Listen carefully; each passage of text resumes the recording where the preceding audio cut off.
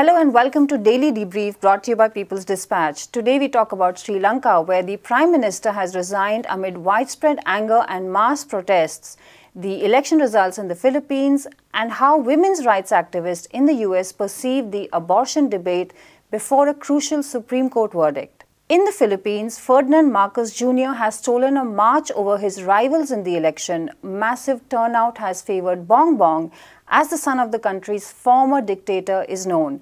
Bongbong contested this election alongside Sara Duterte, daughter of the current hardliner President Rodrigo Duterte. His father, Ferdinand Marcos, headed a 21-year regime that ended after a popular uprising 36 years ago. The old regime had become synonymous with corruption and subsumed the courts, media, and all forms of business. Now people in the Philippines have backed a regime where Duterte and the Marcos family will both have control. The opposition candidate did not come close to the two, who fought on an anti-corruption plank. We spoke to Anish from People's Dispatch about this election. Hi Anish and welcome. Anish, can you begin by just sort of telling us what were the factors that mattered in this election, how this verdict came to be? Yeah, so we spoke about this a couple of times before. There were obviously questions of human rights, questions of civil liberties, and attack on civil societies. Everything, all of that really did come through with the elections because those were like very hotly debated topics throughout the Philippines. But at the same time, there were also other factors that worked in their favor in some ways. If you look at it, a large part of the voting population right now were born much after the revolution.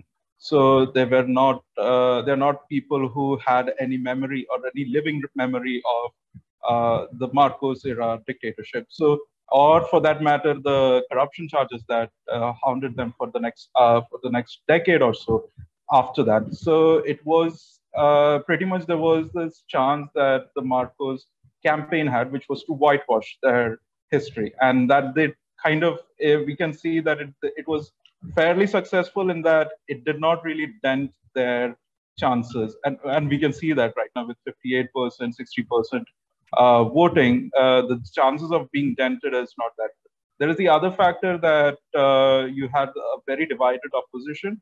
You had a very confused opposition at the same time, because obviously some a section of major progressive groups and liberal groups came together with the Robredo platform, but there were not that you had a large section of the opposition that was not very clear on how they're going to stand on not only the Marcos era Philippines, but also the legacy that Duterte is leaving behind. So there was not there was not enough forthcoming criticism or in a sense, like even attack on the actual problems that plagued the Rodrigo Duterte administration. So with which even Sara Duterte got pretty much like a free rein. She's actually getting far greater mandate than Marcos, if you look at the vice presidential election votes that have happened. Anish, what does this mean going forward for Philippines, this kind of a result? It is quite difficult to say. For now, what we can be very sure is that definitely the sort of populism that they were bringing forward, because it's like sort of like a good cop, bad cop kind of populism in that sense. You have the more polished, the more inside guy kind of Bongbong Marcos, at the same time the more unhinged kind of populist like Sara Duterte being in tandem. So this is kind of like coming together of legacies.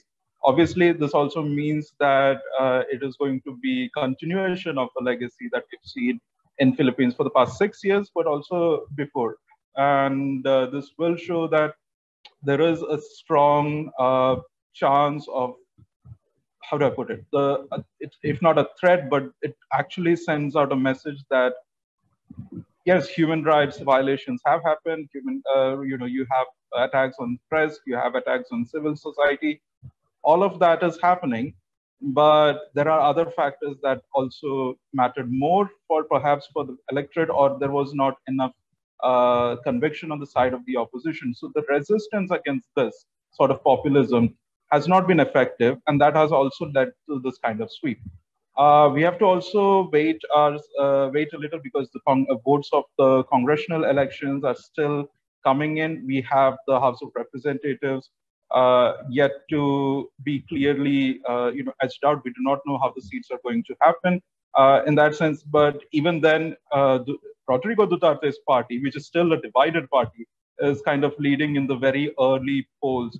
So it is still, as I said, a sort of a victory for the sort of populist narrative that the campaign has pushed forward. So it is not necessarily a very heartening time for the Philippines to look forward to, especially those who are working in the social movements, who are working at grassroots level, organizing workers, organizing peasants, and so on.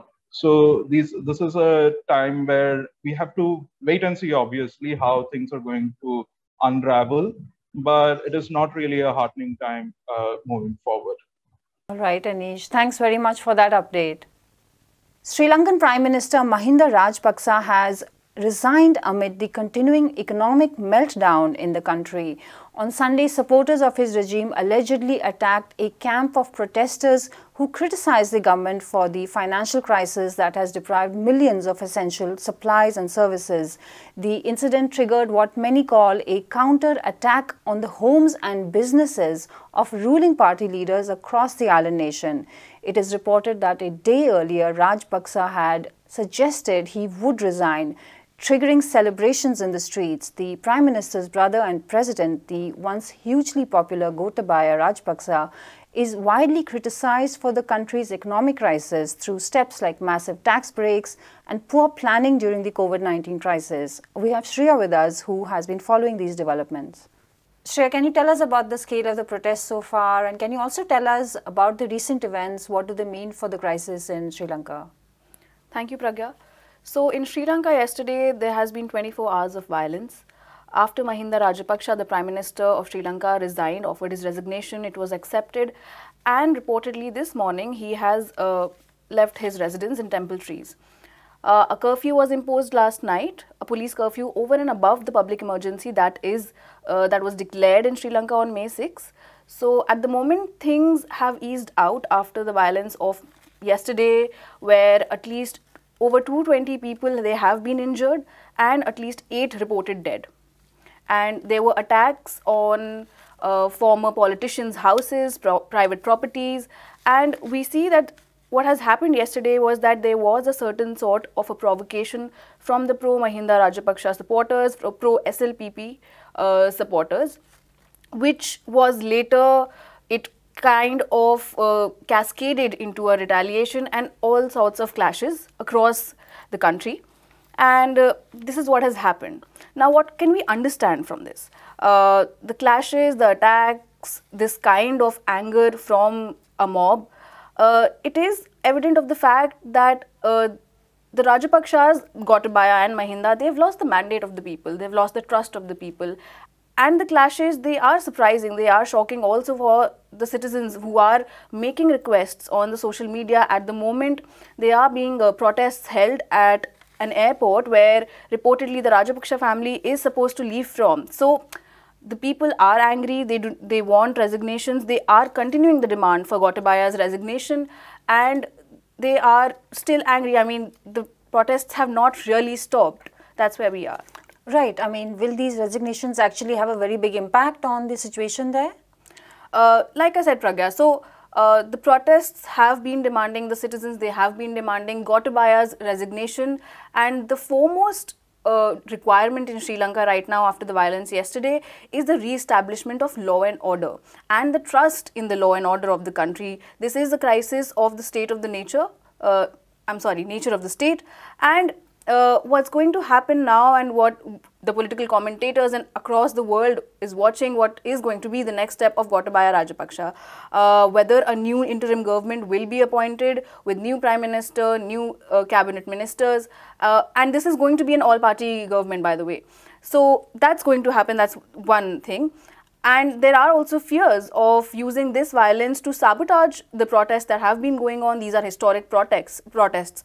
And whether the violence that took place yesterday, it was actually used to introduce military rule and to consolidate more power for the Rajapakshas. So these are the two options, or there is another third option that Gotabaya actually resigns.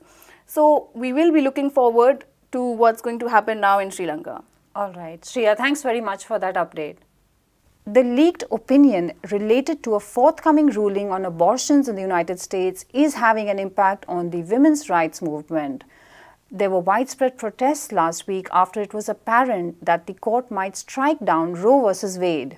That landmark ruling gave women across the United States the right to abortion without too much state interference. If Roe v. Wade gets overturned, conservative state laws that severely limit the right to abortion could come into effect. Women's rights activists argue in favor of making Roe v.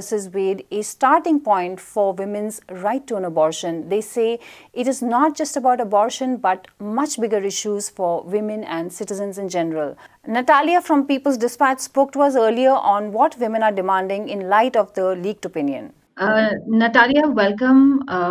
Can you tell us how, after the Supreme Court opinion got leaked, the state has responded in the United States? Yeah, so the state has largely responded with a defense of the system itself.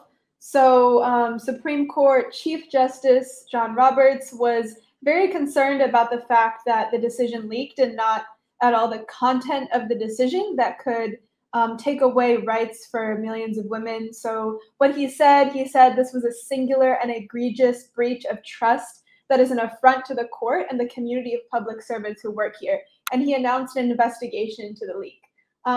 Very conservative Supreme Court Justice Clarence Thomas said that in a response to the massive protests after the leak, said that the Supreme Court can't be bullied into giving you just the outcomes you want.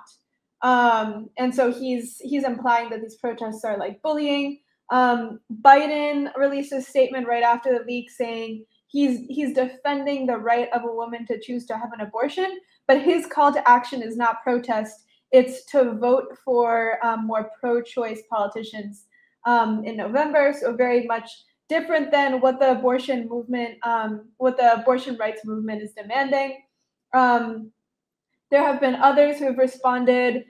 Conservative Senate leader Mitch McConnell implied that if the decision goes through, that a nationwide abortion ban is possible for his party, is part of the Republican Party extremely conservative. So just the fact they're even thinking about having a nationwide abortion ban is very scary for millions of women in the United States.